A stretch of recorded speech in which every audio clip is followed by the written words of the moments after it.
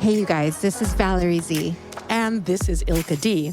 And this is the You Unscripted podcast, where we empower you to speak your truth by tapping in to your authenticity.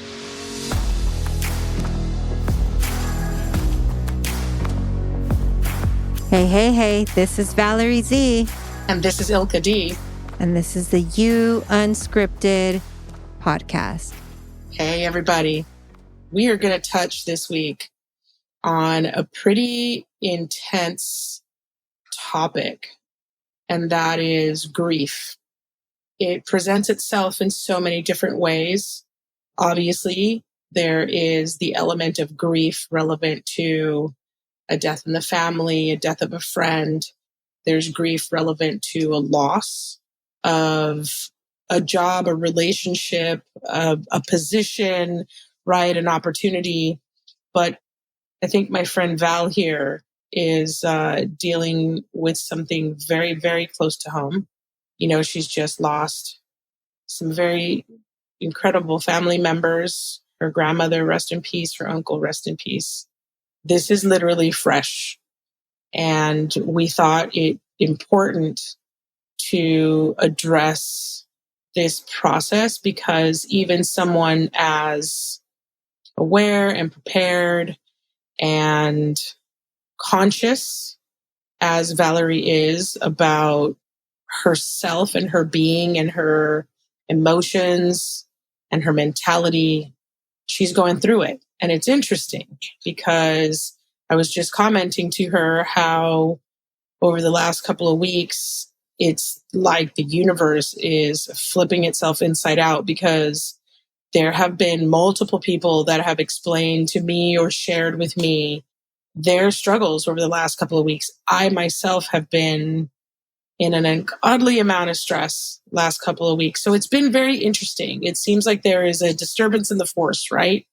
But, you know, we wanted to talk about grief and this perception that has to be readjusted now, right? Your reality has to be readjusted.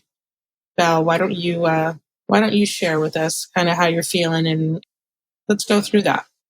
Oh, yeah. So it's been heavy lately. It's been so emotional. It's like being on an emotional roller coaster where initially I was in denial and so was my mom. We thought my grandma was going to get out of the hospital. We seriously thought she's going to be okay. And we were making plans because I'm going to rent my mom's rental property in the back of my mom's house. And so I was telling her, Mom, when I move over there in a few weeks, I'm going to help you take care of my grandma. I'm going to go pick up my grandma, and during the day, so that she's not cooped up in her house, I'm going to bring her over. And while I'm working in the office, she can watch TV. She can hang out with me all day. And so that was my plan in just a few weeks. But she went into the hospital and she never left. So it went from, I guess, being in some sort of denial, thinking she was going to walk out of there, not recognizing the signs that she couldn't even hold her head up. But I still thought she's going to be okay. And it was also what the nurse was saying. The nurse was saying she doesn't meet the criteria to be in ICU, so she's not going anytime soon. So how I interpreted that is she's still got more life to live. Like she's going to walk out of here. But what he was saying was she doesn't meet the criteria to be in ICU, and she's not going anywhere anytime soon, meaning like in the next few days. I didn't think that meant like I was thinking something else, like she was going to be okay.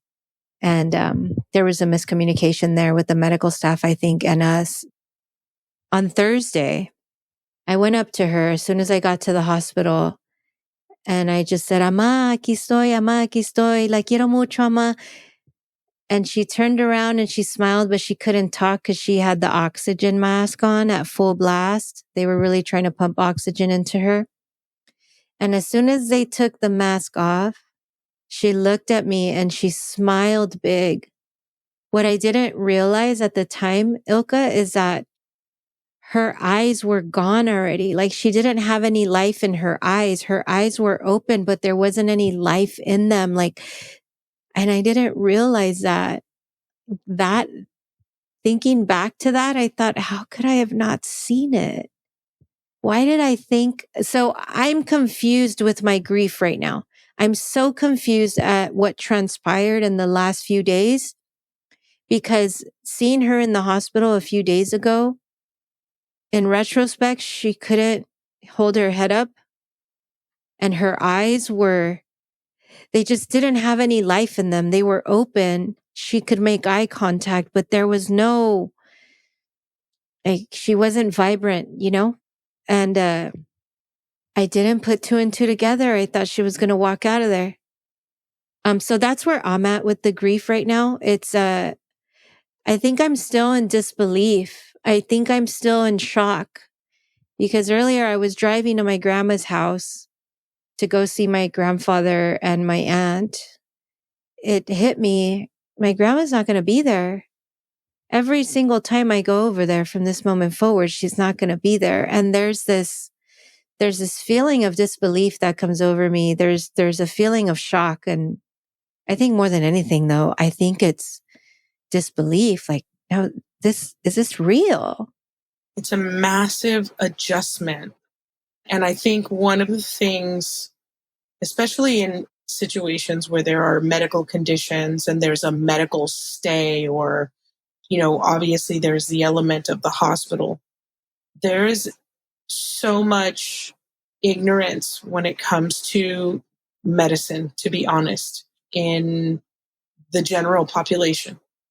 When you know what they're talking about and when you know certain things, those signs are really obvious. And I think I was a junior in college, maybe even a sophomore. And that was the first time I started to volunteer as a translator at a hospital here in San Diego, because I was going to San Diego State. And it's, UC San Diego is a teaching hospital. It has a medical school, but it's also a teaching hospital. So I had gotten a position there as a translator in the ER. And what was really interesting that I noticed over the time that I worked in that capacity was that there is a general sense of disbelief, not just because the person has passed, but because in most cases, most families haven't had the opportunity to really process the degree to which the issue has reached, whatever the illness or injury or whatever the case, because you're not aware of those signs. You're not aware of those things. And so I think it's natural. If you don't know what it looks like when someone is beginning to deteriorate, there's no way for you to manifest that awareness mentally to start to prepare. Things like cancer, things that are very obvious to your eye, right? They're very obvious to your, and they're unmistakably, like you're unmistakably cognizant of certain diseases take their toll in such a way that the person deteriorates tremendously. Even then, there are families that they're just not processing. And, grief counselors in hospitals have the ability, I think, sometimes when there is time to start to break it to the family, start to break it to them. And, in conversation with a couple during my time in hospitals, I always found that position very interesting. Like, you're a grief counselor, so it seems obvious what they do, but it actually extends much beyond the hospital. I didn't know that then. But their job isn't to just help the doctor break it to the family. It's to actually keep in contact with the family for some period of time after to help them process what has happened. Do you think that knowing or having some awareness of how much she was deteriorating would have helped you process it better? Because I don't think that people are ready, even if they know. I know I haven't been in my experiences, knowing as much as I know and having as much experience as I have. I don't think that you're ever really prepared. But it does help you understand sometimes after the fact. If there was some illness or something like that, naturally you don't want them to be in pain or hurting, right?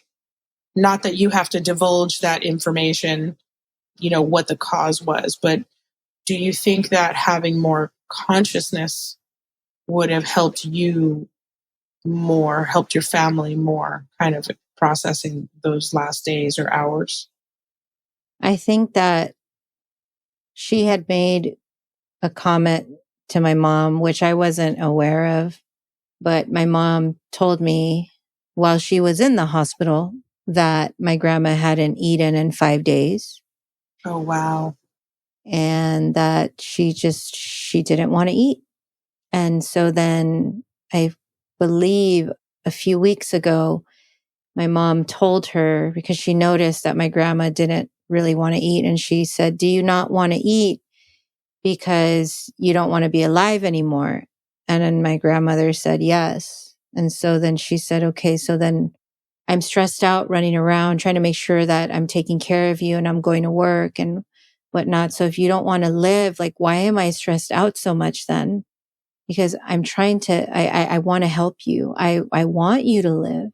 But if you're not going to do your part, like, I'm breaking my head trying to make sure that you're okay." So my mom felt like she was in this rock and a hard place because she's trying to help. Sometimes people don't really want to be helped because they're tired, or in this case, my grandma wanted to leave this world because she was disabled and sick. And she didn't want them to intubate her. She didn't want the hospital to feed her. They were going to feed her through a tube, and my grandma declined all of that. She didn't want anything like that. And yeah, I guess the first 2 days, all of the family had hope. And then as the inevitable was getting closer, everybody realized that, oh, this is it. Yeah, this is serious. I think the beautiful part about this experience, because there's always a silver lining, is that there's always been a lot of division in my family. We all came together for my grandma. There was nothing but love. There was nothing but unity. There was nothing but kindness and giving. Every day somebody showed up with, Ilka, there was like 30 people at the hospital for my grandmother. Like, we were a large group, and every day somebody showed up with carafes of coffee. Every day somebody showed up with catered food. Colombians everywhere. Yeah, there was not a shortage of coffee. Of course. And there was no shortage of food. That's beautiful. And so I think that the silver lining is that despite division and long-standing division with whatever has happened in the past in your family, is that there is so much power in what just transpired, which is somebody's life coming to an end. And it's birthing this new chapter in the family where everybody came together to be there for her. And there was crying, and there was prayer, and there was laughter, and there was singing, like Christian music, godly music. And everyone there was so much love in that room. That's awesome. And the crazy part is that it wasn't like that before she went into the hospital. Everybody was in their own world, separate, doing their own thing. You'd hardly ever see anybody. You know what's interesting in those situations is you hope that there is an intention for things to improve and for the woes of the past to be left behind, right? There's this this moment of reconciliation, not particularly with each other, but with the universe, with the things that are happening that one can't control, the realization that life is short, and you hope that there's a chance to preserve what is happening at that moment.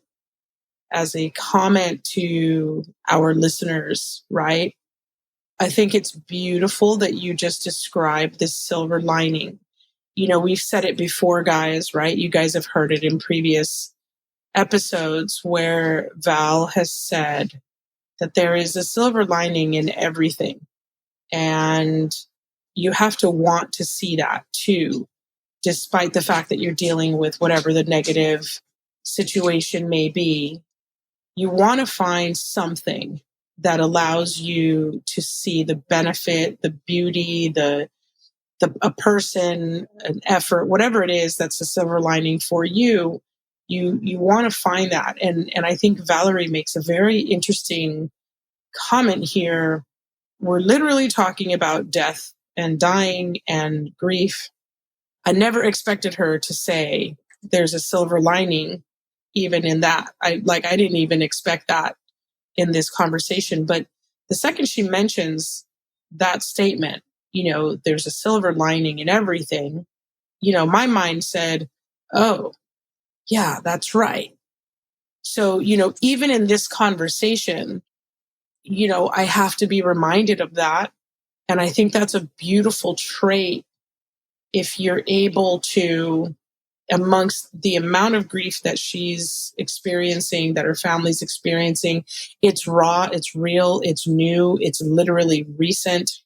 This is just the beginning of this process of grief for her and her family. But right off the rip, she says, what was beautiful was the family came together. The rifts were left behind. There was camaraderie, there was family, there was singing, there was love. You know, I think that's a beautiful element, and you almost have to credit her with that.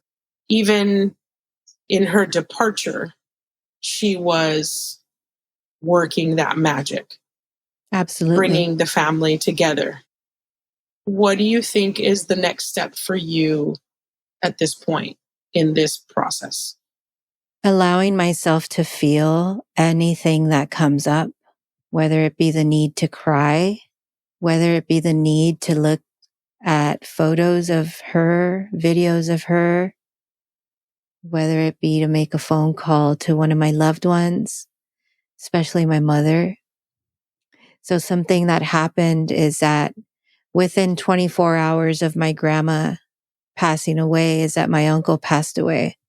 So in a 24-hour period, I lost my grandmother and my uncle, and my mom lost her mother and her brother.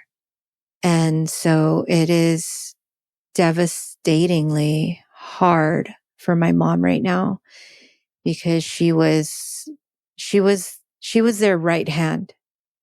So for me, the priority is processing and allowing myself to feel anything and everything, allowing myself to look at photos and cry, right?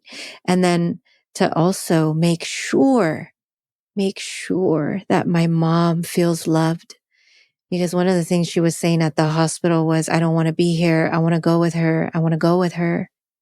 I don't want her to leave me alone. And I'm like, no, mom, you're not alone. You have me.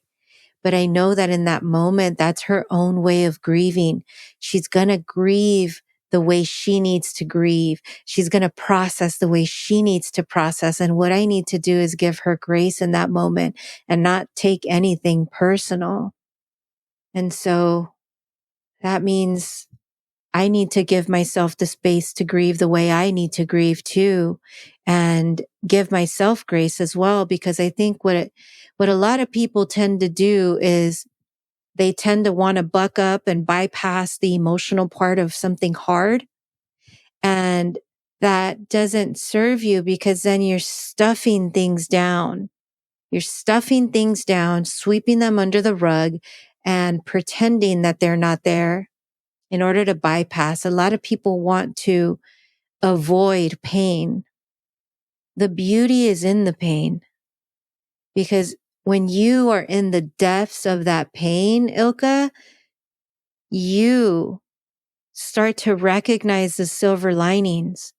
Had I decided to bypass and to act like I'm not hurting, I wouldn't have witnessed and felt the beauty in that room of all the love and kindness, all the grudges being put aside, the forgiveness, the prayer, the singing, like all of that was so uplifting. And had I not participated in that, then I wouldn't have been able to absorb all of that love in that moment. And so I think there's so much beauty in processing the things that we don't really want to process, which are painful things. But they also crack open our heart to love. They also crack us open to kindness, because that kind of pain humbles you. It lets you know that we are temporary here and life can be over in a heartbeat, and that we cannot sweat the small stuff and we cannot live our lives thinking that we have so much time. I'm also dealing with regret because I wish I could have done more for my grandma. Had I known that she wasn't going to walk out of that hospital, had I known last month that she wasn't going to be alive for another month, like I would have come to see her every single day. So what I want the listeners to take away from this conversation is to make sure that if somebody is important to you, that you show it. If somebody is important to you, make time for them. If somebody is important to you, tell them that you love them. Tell them that you care. Because I really wish I would have known that my grandma was on her last days, because I would have spent every single day with her. I would have given her foot rubs. I would have, you know what I mean? Like, make sure that your loved ones know that you care about them, and make time for the people that matter. I think you say something, again, that kind of jumps out at me in this situation. You said how you need to support your mother. So one of the things, you guys that are listening, that's a very interesting coincidence that Valerie and I share, is that we both have a significant amount of family abroad. Our parents are immigrants. My parents and family came from Panama. Val has family in Colombia, also in Mexico, yeah? Yes. So a very interesting element of being the kind of family that we are is that, unlike most Americans, right, we don't have all of our family in one place. So, most Americans, and that's people regardless of what your ethnicity is in this particular country, right? But not unlike any other country, you have people who live there and for the most part have, they're generational in terms of how long they've been residents, citizens of this country. However, then you have, which means you have everybody here, your grandma, your grandpa, your great greats, those are all people that are local, that are here, that you experience. But in our situation, there's a peculiar element of distance that doesn't change the family dynamic, in the sense that, obviously you're still family. In most cases, an older brother or sister, or the person who is sometimes making more or has more resources, sends money back to XY country to help. Because sure, there's distinct differences between the United States, as an example, and other countries, right? There's an opportunity to earn more here. There's an opportunity for better medical care here. There's just a number of advances in comparison to, what's considered third world countries or other countries that are not as developed. And so when you grow up in a family like that, there's always that element of the phone rings, and the second that you hear that it's a call from wherever that point of origin is, there's an element of anxiety because, oh no, somebody passed away over there. Usually it's news of some other family member, right? Thank God, quite frankly, for WhatsApp, because I think WhatsApp has literally shrunk the globe for people whose families are in that situation. Before it was a long distance phone call that you hardly ever made because that was extremely expensive. So there was even more distance between you and your family, and you were less apprised of what was going on immediately. But thanks to technology and changes in deregulation of phone companies and all sorts of stuff, now we are literally living in the same time zone, no matter what time zone you're in, because of things like WhatsApp and Instagram and Facebook and all of those things. But it doesn't change the responsibility on the sibling or child or brother or sister or cousin or aunt or uncle or whatever the case is, that is the one that is gone. When you're the one that's out of the country of origin, living somewhere else, you fear the inevitable. You fear the call that someone close to you, someone in your immediate nuclear family, has passed. And Valerie is dealing not only with that, because that comes with a tremendous amount of questions, that comes with a tremendous amount of stress.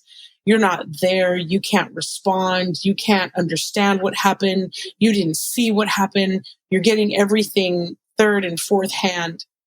That adds significant layers of difficulty in the grieving process when you're not there. I'm so sorry that this happened to you guys, literally right after losing a matriarch like your grandmother. Your mom has to be going through an amazing amount of emotions. Oh, yeah. My mother and father were those people here in the US, always sending money back, always taking care of things there, always helping the family there. You end up in this kind of position of, not that you are the head of the family, but you're kind of the fixer in the family. And when you said that you needed to not take that personal, how she's feeling about these things right now, about how she felt about your grandmother passing, and I can't even imagine to add her brother to that. What helped you process that moment where you said, I can't take this personal, what she's saying to me, even though it hurts, because you need her too. She's not alone, and you're making that clear, but she's processing her feelings. What helped you see that this wasn't about you and that it was okay for you to not let that penetrate further than it needed to because it wasn't about you? That's a good question. Well, first, I allowed myself to feel. First, I allowed myself to be hurt by that comment. First, I gave myself permission, right? To be like, ouch. Well, that hurts. Well, that sucks. Sure. Well, that's fucked up. But, in that moment, you also recognize that there's another human being who's also flawed. So while I'm flawed for taking that personal, I also have to recognize that she's also a human being and she's also flawed. And she also has blind spots. And she also has limiting beliefs that make her feel a certain type of way, right? So whether she truly believes that is not something I can control. But what I can control is giving her unconditional love. I can control that. I can control what comes out of my mouth to make her feel loved, at least try my very best to do that. I can control that. So the question was, how did I get to that point of recognizing that she's allowed to feel? Is I allowed myself to feel first. But then it's not acting upon those feelings. It's letting those feelings come through, say hello, pass through, and then they go, and then you get the clarity, and then you get the insight. Insights come when you allow the pain to flow through. That's why there's so much beauty in pain, because you got to let it pass through in order to get the silver lining. in order to get some sort of a spiritual download, in order to get the wisdom from it. Point well made. I want to repeat that for you guys. What she said was actually, I mean, at the risk of sounding kind of corny, it was really beautiful, because it's really true when she said that that's the beauty and the pain, right? Is you have to let that course through you. You have to let that emotion and that feeling, run its course in order for you to then be able to see the logic, the knowledge, right? The clarity that comes with understanding this situation better. I think one of the things about grief that's hard for the people around someone is that it's such a destabilizing occurrence in someone's life to lose someone, that the people around you become uncomfortable. They don't know how to help you. They don't know how to support you.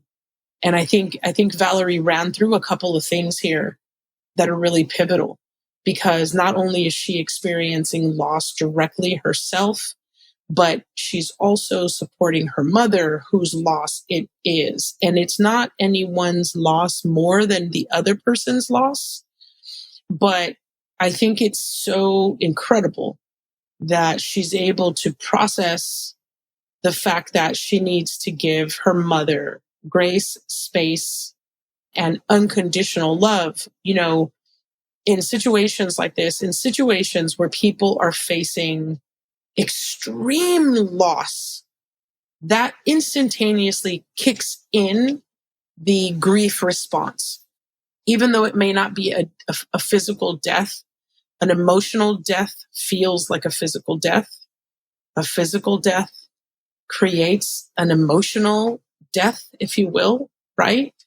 You're dealing with this profound and extremely deep-seated pain, because your mind now has the responsibility to process this person out of your existence, which is the difficulty in grief.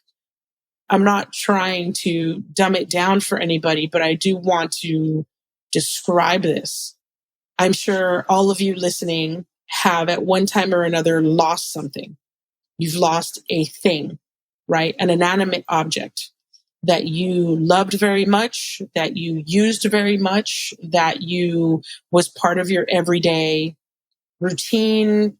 It was part of who you are in one way or another, and you lost it. That is an example of a lower level element of grief, because that loss causes a physical, mental, and emotional response. You almost cannot pursue your daily routines as you normally have, because whatever that thing was, whatever role that had in your day is now gone. So if it's a pen, let's say, for instance, people lose pens and they literally, they can't write. They grab a new pen and they're like, oh my God, this doesn't even work. I can't even write.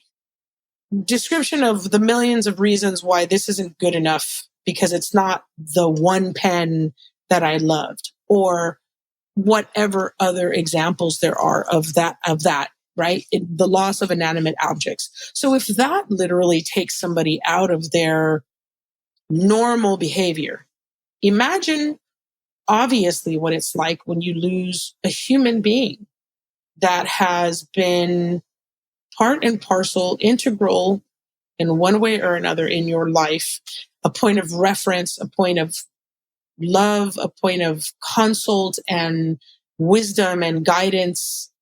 In most cases, grandmothers to most of us are the glue in families, right? There's a lot that comes with losing a person. I've had a friend, as an example, that was so pivotal in my life, and losing him till this day feels like I lost a parent, like a brother, like a big brother, and it has never gone away. But it's that, I know people who have lost parents, or in fact both parents, at young ages, and it never goes away. It's more the fact that your mind has to process this person out. And that is a very difficult thing for the mind to do, because the length of time that this person existed in your life is also relevant to grief and how it's processed. There's a lot of research on grief, and there's a lot of research on loss and the impacts that has on you as a human, as a person, spiritually, emotionally. It's all over that. Valerie, I say all that to ask you, what are you experiencing physically as a result of this grief that has begun and this kind of shock? What are you feeling? I would say numbness. I almost feel frozen. I guess it's shock. I don't know if it's quite hit me, even though I have had several bouts of crying happen. So I feel like if it has hit me, I don't feel anything physically.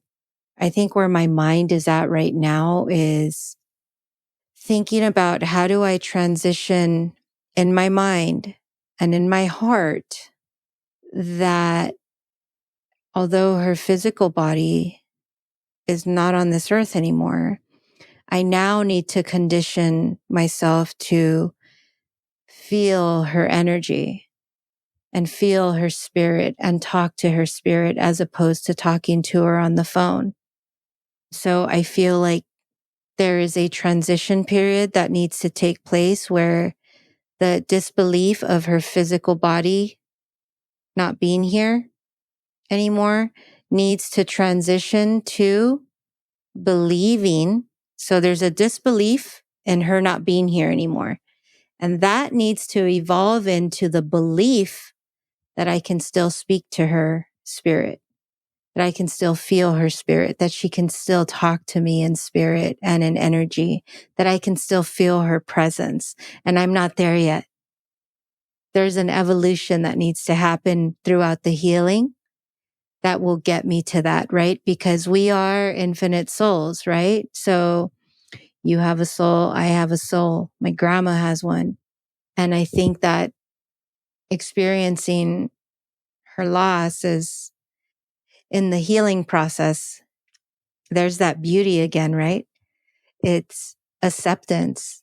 If I can come to the point of acceptance, which I will, but there's different stages that I'm at. And I think right now I'm still in the shock disbelief stage, but I'm in it, right? I know what I'm in for.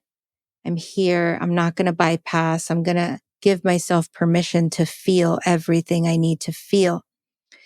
And in that process, I hope that I get to a very deep-seated belief that she is with me still, that she is with me in spirit, that I can feel her energy, that I can connect with her at any given moment.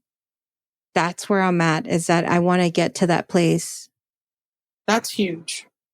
I think that is the healthy side of grief, is the acceptance and the belief that even though you've lost the physical presence of an individual, that they don't have to stop existing in your mind, in your memories, and in your emotions about that person. I think that's a difficult transition.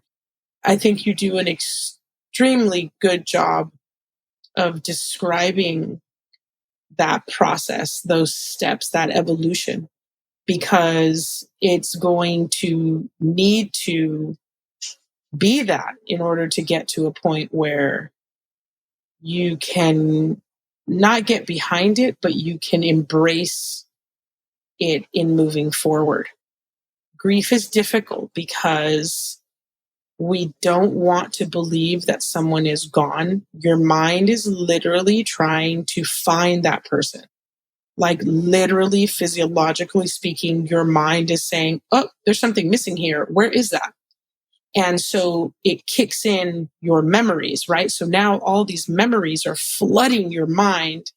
because your mind is saying, no, I know that that person existed because this and this and this and this and this, like a computer literally drawing every reference of Amma, right? That's what's flooding your mind, and it's coming forward because your mind is already processing. It's the emotions that make that process extremely difficult. And there's no formula to process this. Mm-mm. I think you say it very well, how you allow yourself to feel in still proceeding. That is the formula. Allow yourself to feel. Don't be afraid of your emotions because they're going to pass. So I've been on this emotional roller coaster in the last few days where there's highs and lows. And when I feel myself going low, it is very instant. It's very random. And then it goes. And then I find myself laughing for a few hours. And then I remember, and then I hit that valley again. Like, oh shit. I was really surprised that you wanted to record. I was really surprised that you wanted to do this session. But I think it's great that you did that. Yeah, and the reason why I did that is because I know that life still has to go on. We have a responsibility to our listeners to put something out that's going to be meaningful.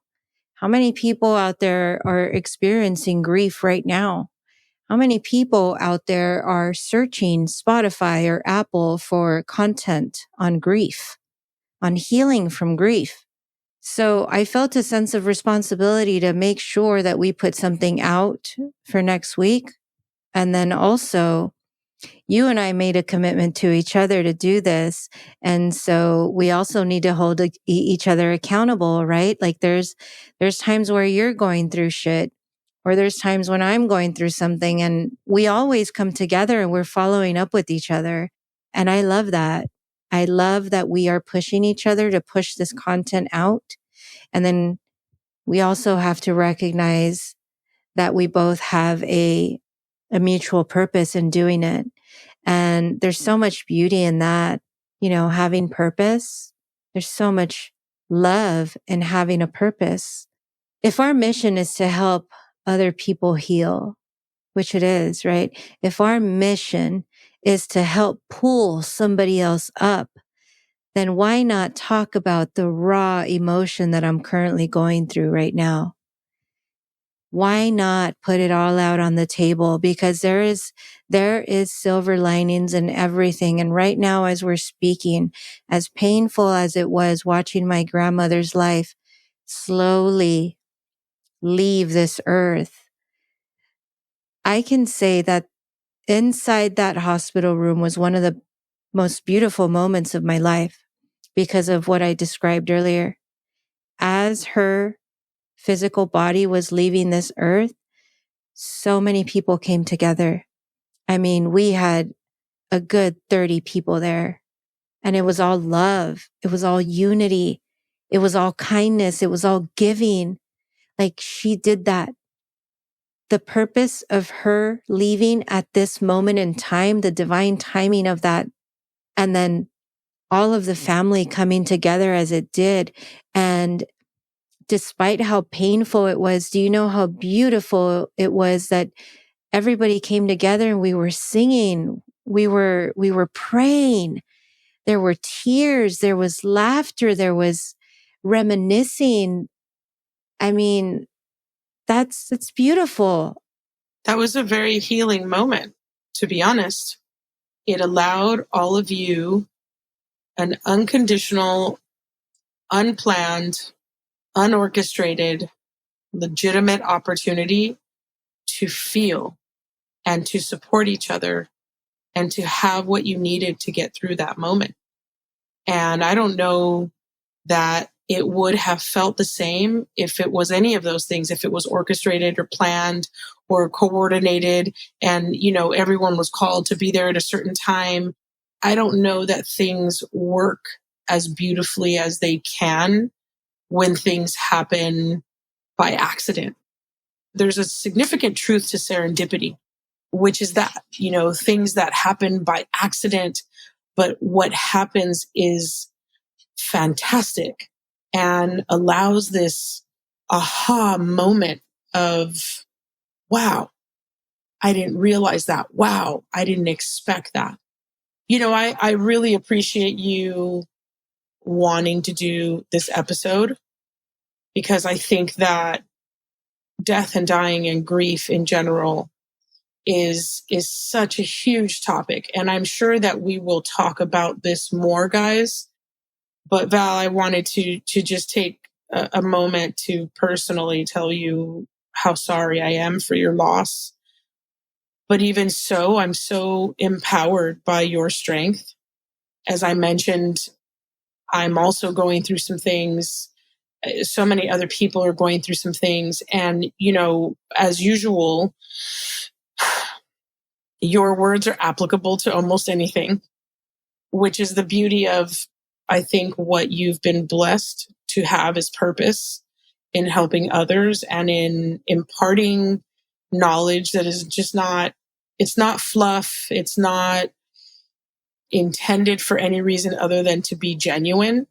And, everybody, I want to close out this episode by, reminding you guys that it's okay to feel your feelings and your emotions.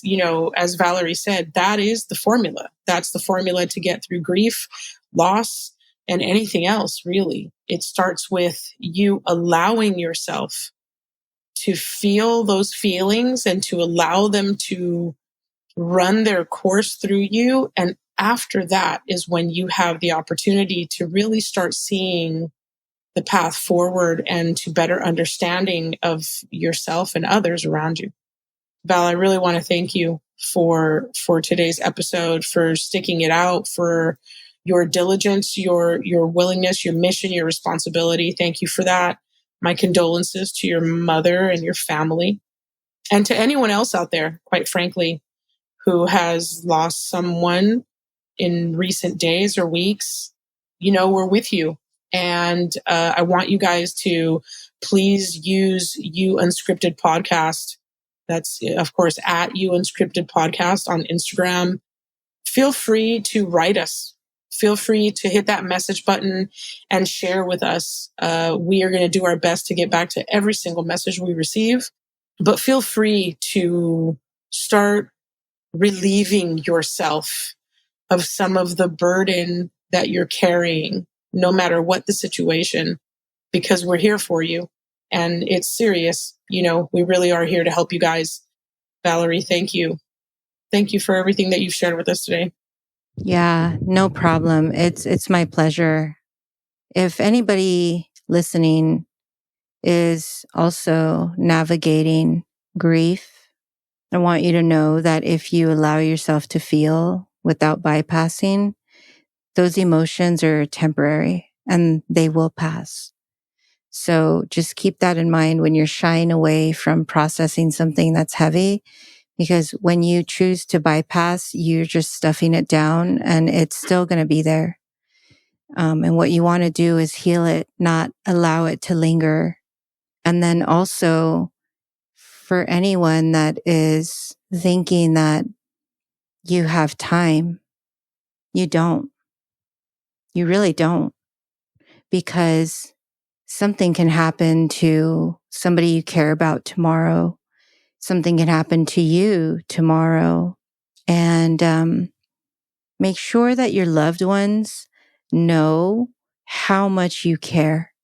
Make sure that you hug whoever you need to hug.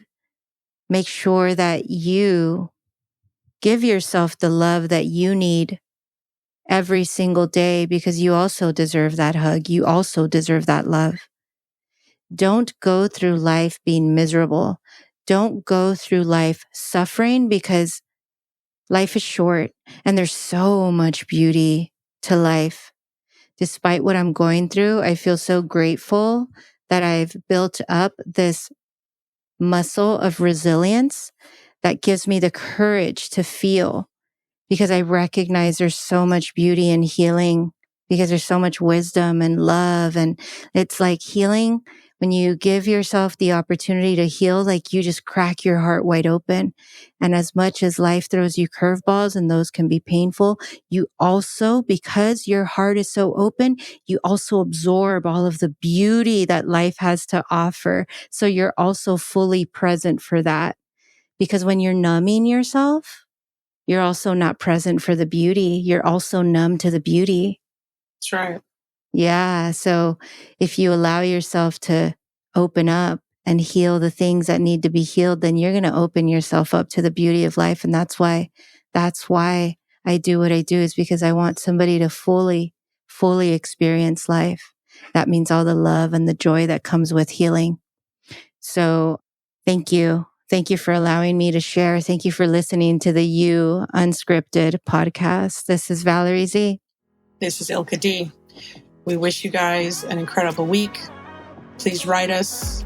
Be strong. Give yourself grace. More than anything, give yourself love. You guys have a wonderful week. Thanks, Val. See you guys soon.